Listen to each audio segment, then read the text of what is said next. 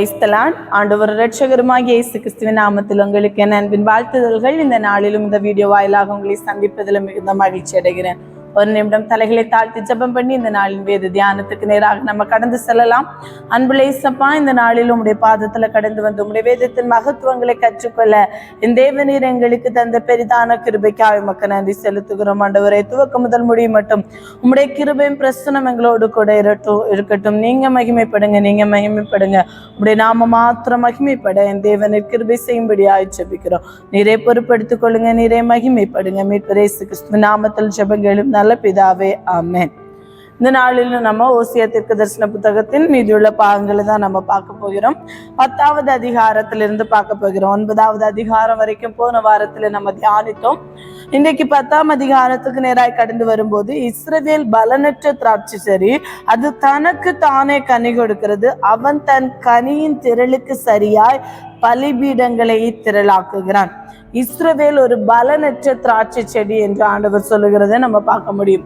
அது என்னது? அது தனி கனி கொடுத்தாலும் அது மற்றவர்களுக்கு பிரயோஜனமா இல்லை, அது தனக்கு தானே கனி கொடுக்கிறது. அந்த கனியின் திரளுக்கு சரியாய் பலிபீடங்களை திரளாக்குகிறான். விக்கிரகங்களுக்கு பலியிடும்படியாக பலிபீடங்களை என்ன செய்து கொண்டிருக்கிறான்? திரளாக பெருக்கி கொண்டே இருக்கிறான். தங்கள் தேசத்தின் செழிப்புக்கு சரியாக சிறப்பான சிலைகளை செய்கிறான்.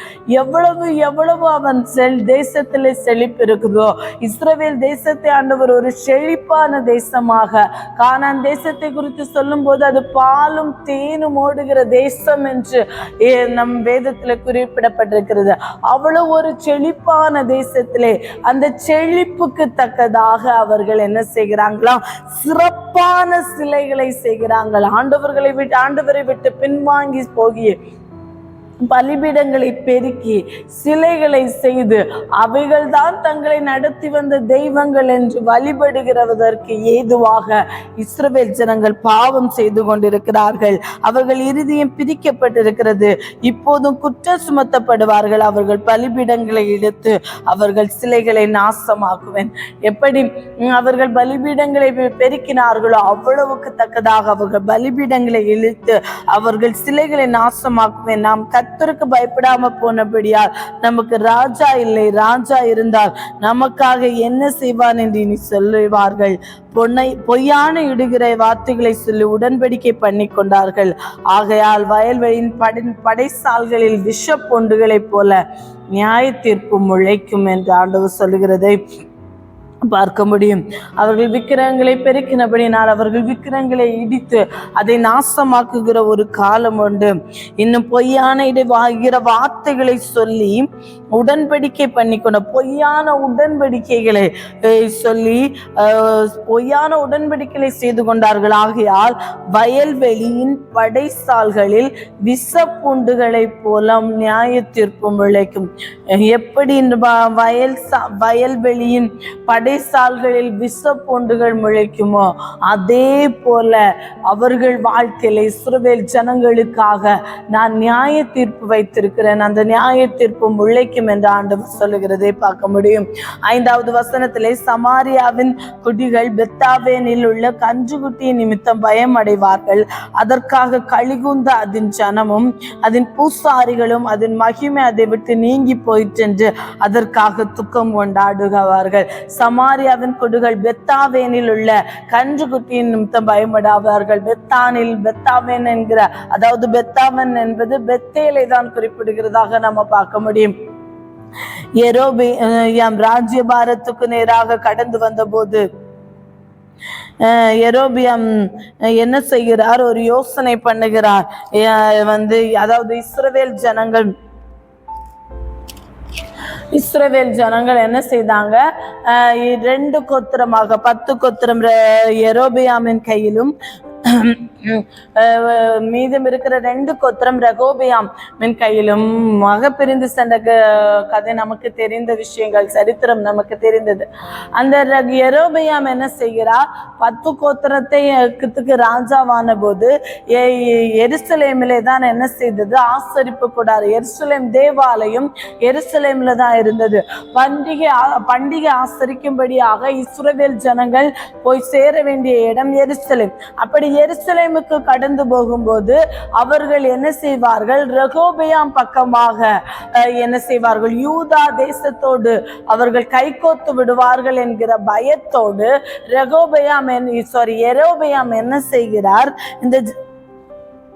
இந்த ஜனங்கள் எருசலேமில் உள்ள அதாவது 12வது அதிகாரம் 1 ராஜாக்கள் 12ஆம் அதிகாரம் 27வது வசனத்திலே பார்க்கும்போது, இந்த ஜனங்கள் எருசலேமில் உள்ள கர்த்தருடைய ஆலயத்திலே பலிகளை செலுத்த போனால் இந்த ஜனங்களின் இருதயம் யூதாவின் ராஜாவாகிய ரெகோபெயாம் என்னும் தங்கள் ஆண்டவன் வசமாய் திரும்பி அவர்கள் என்னை கொன்று போட்டு யூதாவின் ராஜாவாகிய ரெகோபெயாமின் பாரிசமாய் போய்விடுவார்கள் என்று தன் மனதிலே சிந்தித்துக் கொண்டிருந்தான். ஆகையால் ராஜாவானவன் யோசனை பண்ணி பொன்னினால் 2 கன்றுக்குட்டிகளை உண்டாக்கி ஜனங்களை பார்த்து, நீங்கள் எருசலேமுக்கு போகிறது உங்களுக்கு வருத்தம். இஸ்ரவேலரே, இதோ இவைகள் உங்கள் எகிப்து தேசத்திலிருந்து வரப்பண்ணின உங்கள் தேவர்கள் என்று சொல்லி ஒன்றை பெத்தேலிலும் ஒன்றை தாழிலும் ஸ்தாபித்தான். இதைதான் என்ன செய்தார்? இந்த யெரொபெயாம் செய்தார். இதைதான் இஸ்ரவேல் ஜனங்கள் காலாகாலமாக நம்பிக்கொண்டிருந்தார்கள். அதைதான் ஆண்டவர் இந்த இடத்துல 5வது வசனத்திலே சொல்லுகிறார். சமாரியாவின் குடிகள் பெத்தாவேனில் உள்ள கன்றுக்குட்டியின் நிமித்தம் பயமடைவார்கள். அதற்காக கலிகுந்த அந்த ஜனமும் அதன் பூசாரிகளும் அதன் மகிமை அதை விட்டு நீங்கி போய் சென்று அதற்காக துக்கம் கொண்டார்கள். அதுவும் அசீரியாவிலேயே யாரே ராஜாவுக்கு காணிக்கையாக கொண்டு போகப்படும். எப்ராயிம் லட்சி அடைவான். இஸ்ரவேல் தன் ஆலோசனையினால் வெட்கப்படுவான். தன்னை எகிப்திலிருந்து நடத்தி வந்த தெய்வம் இதுதான் என்று கன்றுக்குட்டிகளை செய்து யெரொபெயாம் தானிலும் பெத்தேலிலும் வைத்த போது ஆண்டவர் சொல்லுகிற காரியம் இதை என்ன செய்யுமாம்? இது அசீரியா ராஜாவுக்கு காணிக்கையாக கொண்டு போகிற ஒரு நாள் வரும். அந்த நாளிலே இஸ்ரவேல் தன் ஆலோசனையினாலே லட்சி அடைவான் என்பதுதான் ஆண்டவர் எப்ராயிமுக்கு சொல்லுகிற வார்த்தையாய் காணப்படுகிறது. 7வது வசனத்திலிருந்து பார்க்கும்போது, சமாரியாவின் ராஜா தண்ணீரின் மேல் இருக்கிற நுரையை போல் அழிந்து போவான். இஸ்ரவேலுடைய பாவமாகிய ஆபேனின் மேடைகள் அழிக்கப்படும். முட்செடிகளும் முட்புண்டுகளும் அவர்கள் பலிபீடங்களின் மேல் முளைக்கும். இப்படிப்பட்ட காரியங்கள் எல்லாம் இந்த இஸ்ரவேல் ஜனங்களுக்குள்ளாக கடந்து வரும் என்பதை ஆண்டவர் சொல்லுகிறதை 11வது வசனம் வரைக்கும் சொல்லுகிறார். இதெல்லாம் நடக்கும் என்பதை நியாய தீர்ப்பாக ஆண்டவர் சொல்லுகிற காரியத்தை நம்ம பார்க்க முடியும். 12ஆம் அதிகாரத்துக்கு நேராய் கடந்து வரும்போது, நீங்கள் நீதிக்கென்று விதையுங்கள், தயவுக்கத்ததாய் அறுப்பருங்கள், உங்கள் தரிசு நிலங்களை பண்படுத்துங்கள், கர்த்தர் வந்து உங்கள் மேல் நீதியை வர்ஷிக்க பண்ணும் மட்டும் அவரை தேட காலமாய் இருக்கிறது. என்ன செய்யணுமாம்? இந்த வசனம் நமக்கு ஆண்டவர் கொடுக்கிற, இந்த நாட்களில் வாழ்ந்து கொண்டிருக்கிற நமக்கு ஆண்டவர் கொடுக்கிற வார்த்தையாக நாம் எடுத்துக்கொள்ள முடியும். நீங்கள் நீதிக்கென்று விதையுங்கள், தயவு கொத்ததாய் அறுப்பருப்புங்கள், உங்கள் தரிசு நிலத்தை பண்படுத்துங்கள், கர்த்தர் வந்து உங்கள் மேல் நீதியை வர்ஷிக்க பண்ணும் மட்டும் அவரை தேட காலமாய் இருக்கிறது. இன்றைக்கு புதிய ஏற்பாட்டு காலத்திலே வாழ்ந்து கொண்டிருக்கிற நமக்கு, இந்த கிருபையின் காலத்திலே வாழ்ந்து கொண்டிருக்கிற நமக்கு, அவர் வந்து நம்மேல் நீதியை வர்ஷிக்க பண்ணும் மட்டும் அவரை தேட காலம் நமக்கு கொடுக்கப்பட்டிருக்கிறது. அந்த காலம் வரைக்கும் நாம் என்ன செய்ய வேண்டுமாம்? நீதிக்கென்று விதைக்க வேண்டுமா? தயவு கொத்ததாய் அறுக்க வேண்டுமா?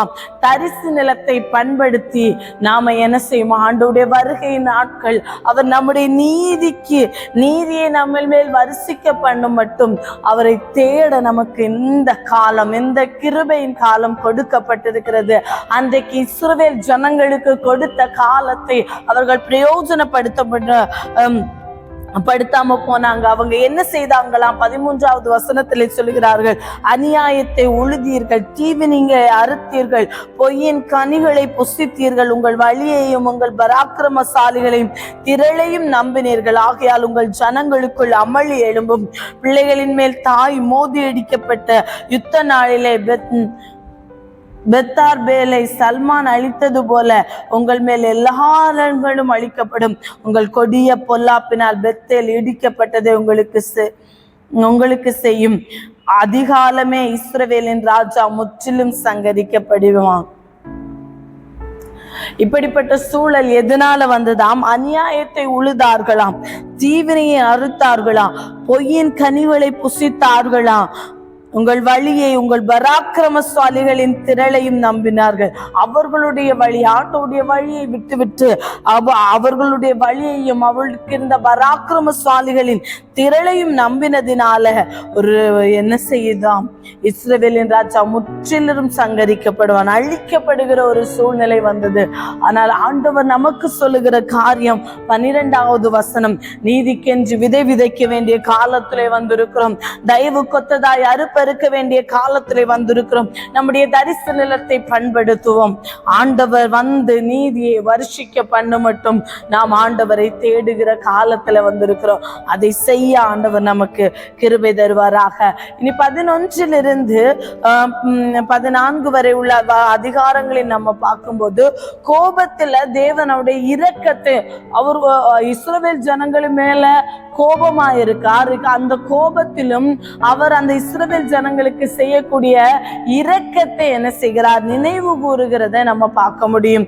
11 14 வரை உள்ள வசனங்களை நம்ம கொஞ்சம் உற்று கவனித்து வாசிப்போம் என்றால், அது ஓசியா சொல்லுகிறதும் கர்த்தர் பேசுகிறதுமாக அது ஒரு கான்வர்சேஷன் மாதிரி நம்ம வந்து வாசிக்க முடியும். ஒரு சில இடங்கள்ல ஆண்டவர் இஸ்ரவேல் ஜனங்களோடு பேசுவார், அடுத்ததாக ஓசியா பேசுவார், அடுத்ததாக ஆண்டவர் பேசுவார், அடுத்ததாக ஓசியா பேசுவார். இப்படிப்பட்ட காரியத்தை நம்ம என்ன செய்ய முடியும் என்றால் 11 14 வரை உள்ள அதிகாரங்களை தியானிக்கும் போது நம்ம கண்டுகொள்ள முடியும். 11ஆம் அதிகாரத்தில் 1வது வசனத்திலிருந்து 12ஆம் அதிகாரம் 1வது வசனம் வரைக்கும் கர்த்தர் இஸ்ரவேல் ஜனங்களோடு பேசுகிறதை பார்க்க முடியும். இஸ்ரவேல் இளைஞனாய் இருந்தபோது நான் அவனை சிநேகித்தேன், எகிப்திலிருந்து என்னுடைய குமாரனை வரவழைத்தேன். என்னென்ன இரக்கத்தை இஸ்ரவேல் ஜனங்களுக்கு நான் செய்தேன் என்பதை ஆண்டவர் அந்த அதிகாரத்தில் சொல்லி இருக்கிறதை பார்க்க முடியும். இஸ்ரவேல் இளைஞனாய் இருந்த போது, அதாவது மொத்த இஸ்ரவேல் தேசத்தையும் ஆண்டவர் ஒரு மனிதனுக்கு ஒப்பிட்டு இந்த இடத்துல சொல்லுகிறத பார்க்க முடியும். அவன் இளைஞனாய் இருந்த போது, யாக்கோபு இளம் வயதுள்ளவராய் இருக்கும் போதே ஆண்டவர் அவனை சிநேகித்து சிநேகித்தார். அந்த நேசத்தினால அவங்க எகிப்தில் அடிமைப்பட்டு இருக்கும் போது, எகிப்திலிருந்து என்னுடைய குமாரனை வரவழைத்தேன், அவர்கள் தங்களை அழைக்கிறவர்கள் முகத்துக்கு விலகி போய்விட்டார்கள், பாகால்களுக்கு பலியிட்டு விக்கிரகங்களுக்கு தூபம் காட்டினார்கள். நான் எப்ராயிமை கைப்பிடித்து நடக்க பழகினேன், ஆனாலும் நான் தங்களை குணமாக்குகிறவர் என்று அறியாமற் போனார்கள். நான் அவர்களை எகிப்திலிருந்து வரவழைத்து பாலும் தேனும் ஓடுகிற ஒரு நல்ல தேசத்தை அவர்களுக்கு கொடுத்து அவர்களை தங்களை அழைக்கிறவர்களின் முகத்துக்கு விலகி போய்விட்டார்கள், பாகால்களுக்கு பலியிட்டு விக்கிரகங்களுக்கு தூபம் காட்டினார்கள். நான் எப்ராயிமை கைப்பிடித்து நடக்க பழக்கினேன், ஆனாலும் நான் தங்களை குணமாக்குகிறவர் என்று அறியாமற் போனார்கள். அடுத்த வசனம் ஆண்டவர் சொல்கிறார், மனுஷரை கட்டி இழுக்கிற அன்பின் கயிற்றினால் நான் அவர்களை இழுத்தேன், அவர்கள் கழுத்துகளின் மேல் இருந்த நுகத்தடியை எடுத்து போடுகிறவரை போல் இருந்து அவர்கள் பட்சம் சாய்ந்து அவர்களுக்கு ஆகாரம் கொடுத்தேன். மனம் திரும்ப மாட்டோம் என்கிறதினால் அவர்கள் எகிப்து தேசத்துக்கு திரும்பி போவதில்லை, அசீரியன் அவர்களுக்கு ராஜா. எவ்வளவோ செஞ்ச அன்பின் கயிற்றினாலே, மனுஷரை கட்டி இழுக்கிற அன்பின் கயிற்றினாலே நான் அவர்களை இழுத்தேன், அவர்களுக்கு ஆகாரம் கொடுத்தேன், அவர்கள் பட்சமாய் சாய்ந்து அவர்களுக்கு ஆகாரம் கொடுத்தேன், அவர்களை குணமாக்க விருப்பமாய் இருந்தேன். இப்படியெல்லாம் செய்த போதிலும் அவர்கள் மனம் திரும்பாததுனால அவர்களுக்கு என்னது, அசீரியனை அவர்களுக்கு ராஜாவாய் வருகிற ஒரு சூழலுக்கு நேராக எப்ராயிம் போய்கொண்டிருக்கிறார் என்பதை ஆண்டவர் சொல்லுகிறதை பார்க்க முடியும். ஆகையால் அவருடைய ஆலோசனைகள் நிமித்த பட்டயம் அவர்கள் பட்டணங்கள் பாய்ந்தது, அவர்கள் தாழ்பாள்கள் நிர்மூலம் பண்ணி அவர்களை பட்சிக்கும். என் ஜனங்க என்னை விட்டு விலகிற மாறுபாட்டை பற்றி கொண்டிருக்கிறார்கள் என்று ஆண்டவர் சொல்லி கொண்டிருக்கிறதை பார்க்க முடியும். 9வது வசனத்திலே ஆண்டவருடைய ஏக்கத்தை நாம பார்க்க முடியும். என் உக்கிர கோபத்தின்படியே செய்ய மாட்டேன், எப்ராயிமை அழிக்கும்படி திரும்ப மாட்டேன், ஏனென்றால் நான் மனுஷன் அல்ல, தேவனாயிருக்கிறேன். நான் உன் நடுவில் உள்ள பரிசுத்தர் ஆகையால் பட்டணத்துக்கு விரோதமாக வரேன். ஆண்டவர் எனக்கு உக்கிரகமான ஒரு கோபம் இஸ்ரவேலின் மேல வருகிறது, எப்ராயிமின் மேல வருகிறது.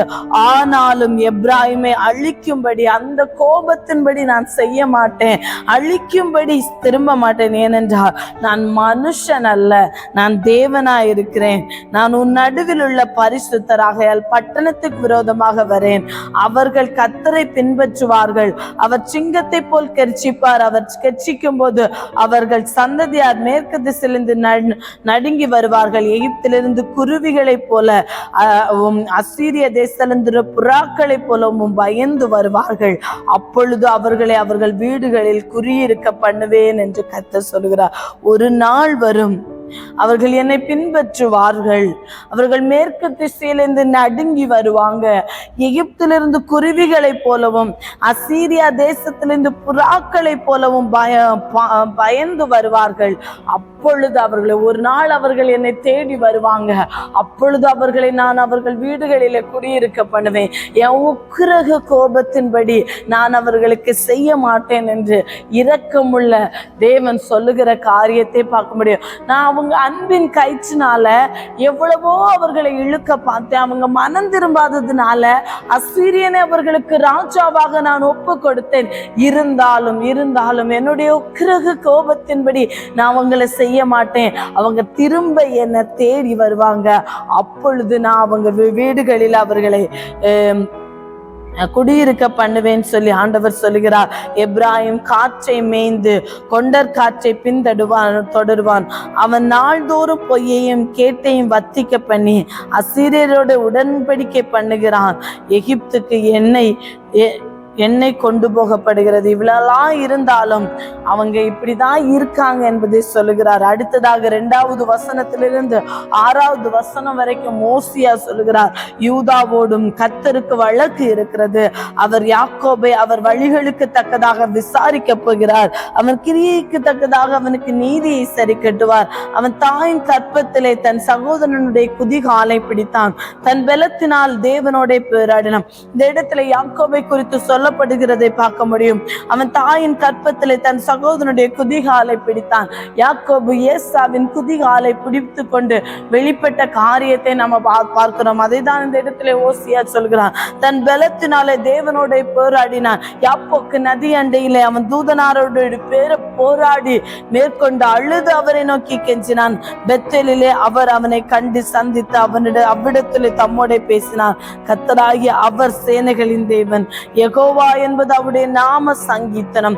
இப்போது நீ உன் தேவனிடத்திற்கு திரும்பு. இப்படிதான் யாக்கோபை ஆண்டவர் தெரிந்தெடுத்தார்.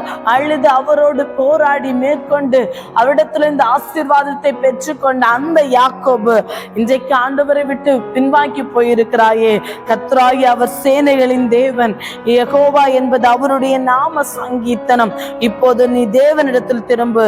தயவையும் நியாயத்தையும் கை கொண்டு விடாமல் உன் தேவனை நம்பிக்கொண்டிரு அப்படின்னு சொல்லி யோசியா எப்ராயிமுக்கு தீர்க்க தரிசனமாக சொல்லுகிறதை பார்க்க முடியும். 7வது வசனத்திலிருந்து 11வது வசனத்து வரை திரும்ப ஆண்டவர் சொல்லுகிறார். அவன் வியாபாரி, கள்ளத்தராசு அவன் கையில் இருக்கிறது, அநியாயம் செய்ய விரும்புகிறான். எப்ராயிம் நான் ஐஸ்வர்யவானானேன், நான் பொருளை சம்பாதித்தேன், நான் பிரயாசப்பட்டு தேடின எல்லாவற்றிலும் பாவமாகி அக்கிரமம் என்னிடத்தில் கண்டுபிடிக்கப்படுவதில்லை என்று சொல்லுகிறான். எப்ராயிமுடைய வார்த்தையை பாருங்க. எப்ராயிம் எந்த சூழ்நிலையில இருக்கிறான்னா, அவன் வியாபாரி, கள்ளத்தராசு அவன் கையில் இருக்கிறது, அநியாயம் செய்ய விரும்புகிறான். இதுதான் எப்ராயிமினுடைய சூழ்நிலை.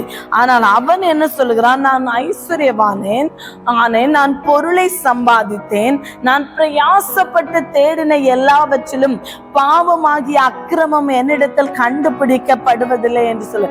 நான் பிரயாசப்பட்டு தான் இதெல்லாம் தேடினேன், இதுல பாவமாகிய அக்கிரமம் என்னில கண்டுபிடிக்கப்படுவதில்லை என்று சொல்ல.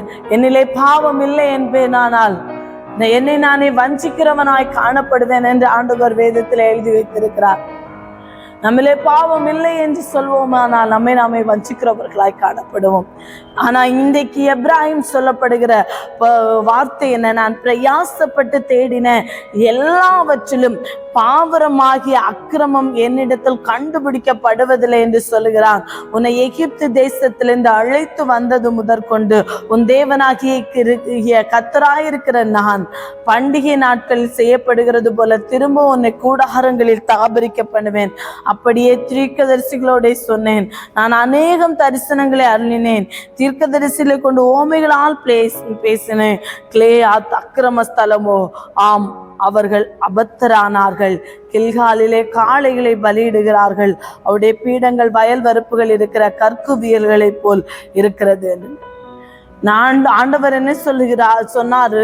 உன்னை எகிப்து தேசத்திலிருந்து அழைத்து வந்ததும் முதற்கொண்டு உன் தேவனாகிய கர்த்தராயிருக்கிற நான் பண்டிகை நாட்கள் செய்யப்படுகிறது போல் திரும்ப உன்னை கூடாரங்களில் தாபரிக்க பண்ணுவேன். அப்படி நான் தீர்க்கதரிசிகளோடு சொன்னேன்.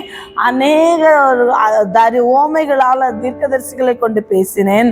ஆனாலும் கிலேயாத் அக்கிரமஸ்தலமாய் மாறி போய்விட்டது. கில்காலிலே காளைகளை பலியிட்டார்கள்.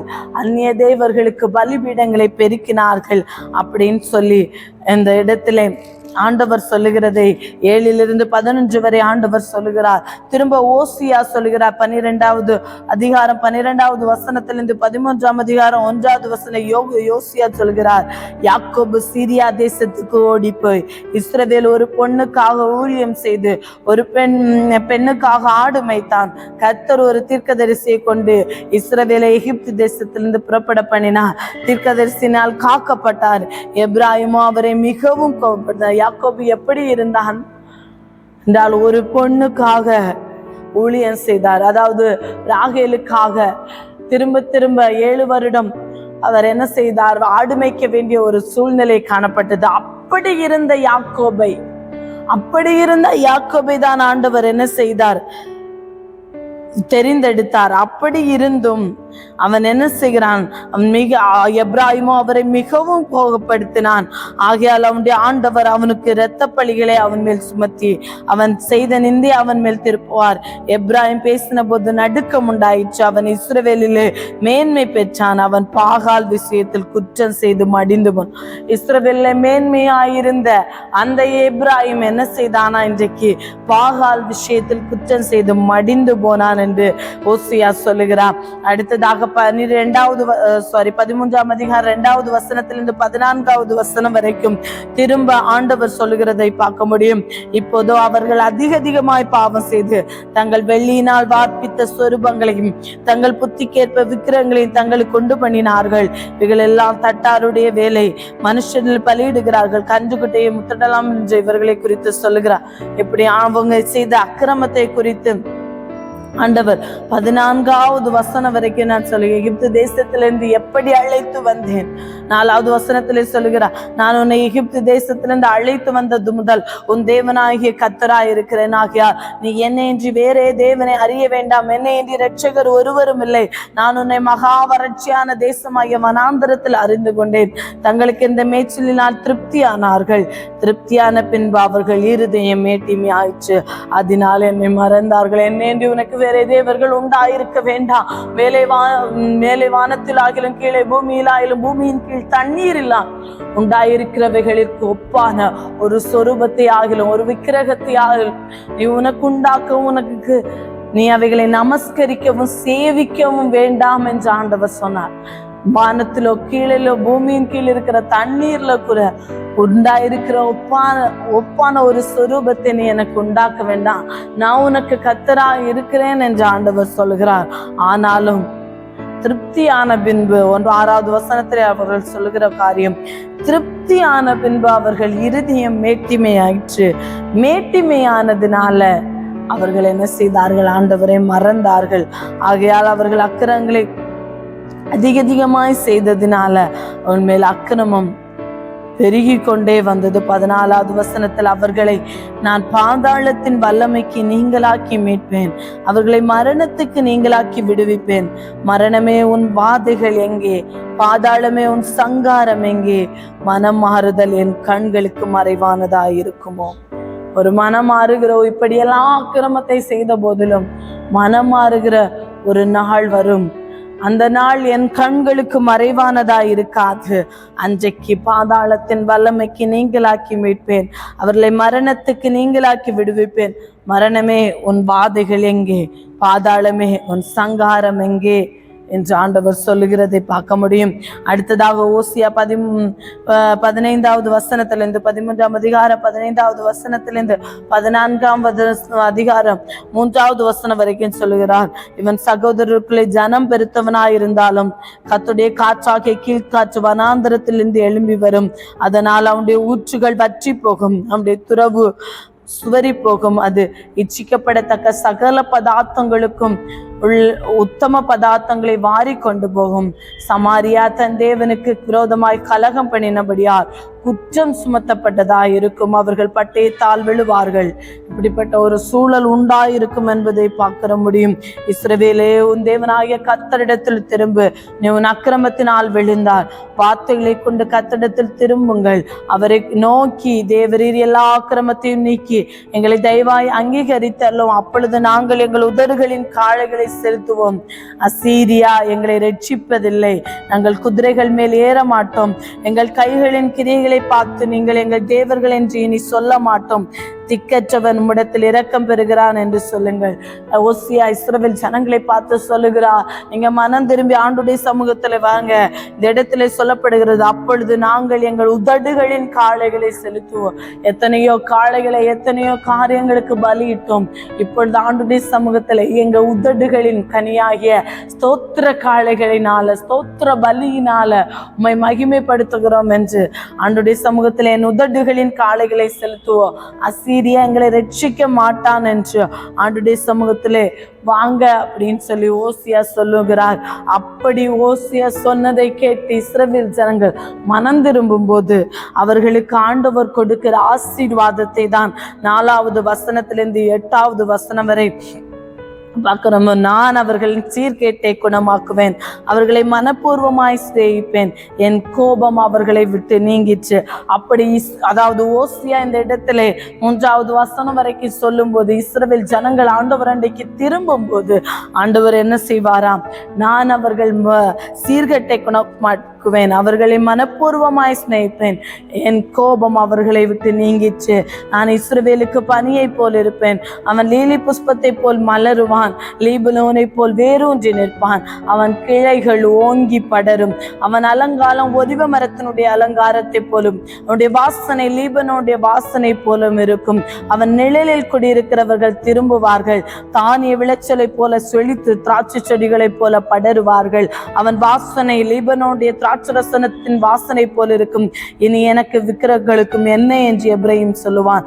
நான் அவனுக்கு செவி கொடுத்து அவன் மேல் நோக்கமாயிருந்தேன். நான் பச்சையான தேவதாரு விருட்சம் போல் இருக்கிறேன், என்னாலே என் கனி உன் கனி உண்டாயிற்று என்று எப்ராஹிம் சொல்லுவான். ஆண்டவர் சொல்லுகிற வார்த்தையை பாருங்க. 4லிருந்து 8 வரைக்கும் இஸ்ரவேல் ஜனங்கள் ஆண்டவரிடத்துல திரும்பும் போது இப்படிப்பட்ட ஆசீர்வாதத்தை ஆண்டவர் அவர்களுக்கு கொடுப்பேன் என்று சொல்லுகிறார்.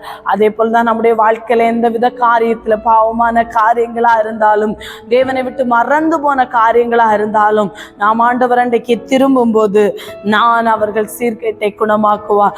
நாம் ஆண்டுடைய சமூகத்துக்கு திரும்பும் போது ஆண்டவர் நம்முடைய சீர்கேட்டை குணமாக்கி நம்மை மனப்பூர்வமாய் ஆண்டவர் சிநேகிப்பார். அவருடைய உக்கிர கோபத்தினால நம்மை தண்டிக்கும்படியாக அவர் சித்தமுள்ள தேவன் அல்ல, அவர் மிகுந்த இரக்கமுள்ள தேவன்.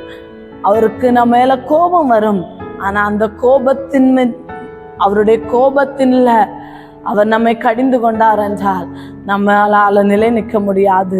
அவருடைய கோபத்தினால நம்மை கடிந்து கொள்ளுகிற தேவன் அல்ல.